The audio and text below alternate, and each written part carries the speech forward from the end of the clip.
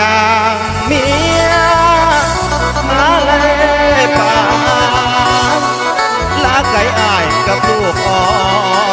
นโอ้ยเมียเกียดยังพอเราก่อนมานี่ไปลือมานี่ไปลือสั่งเธอบาบวงลำสติลอยปล่อยเกิดยอดเมียอุ่นมานี่ไก่น้องสับไปเลยลาทางตานอนลา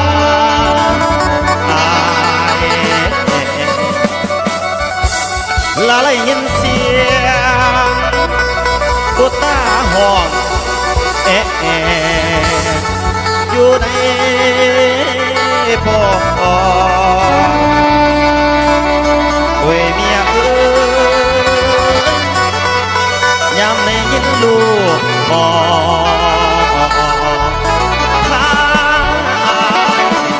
แม่นหัวน้ำโอ้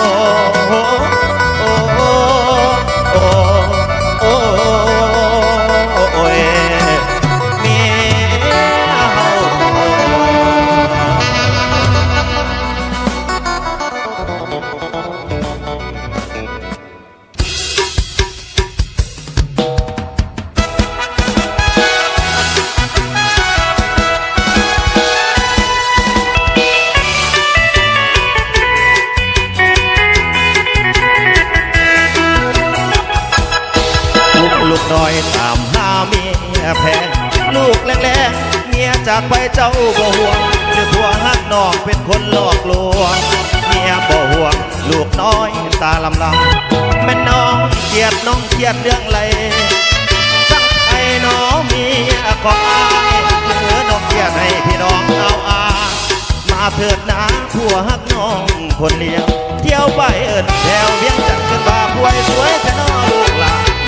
เจ้าลำนี้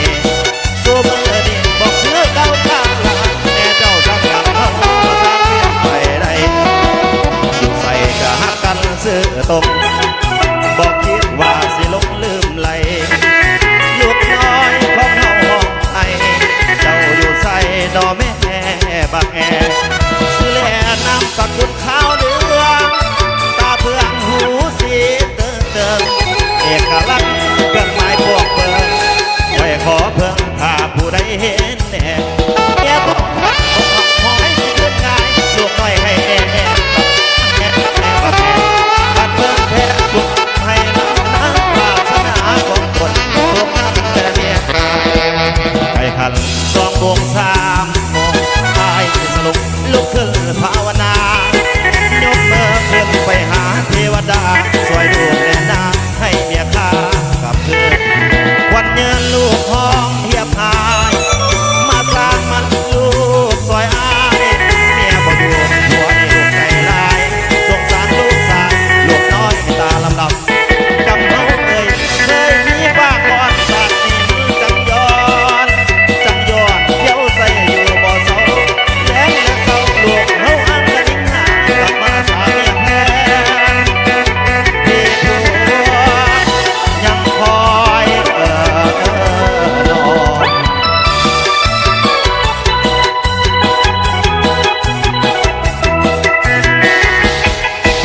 ไปขัน2 โมง 3 โมงอายสลบลุกขึ้นภาวนายกมือขึ้นไปหาเทวดาช่วยดูแลนางให้เมียข้ากับเธอวันยืนลูกห้องเฮียพายมาสร้างมัน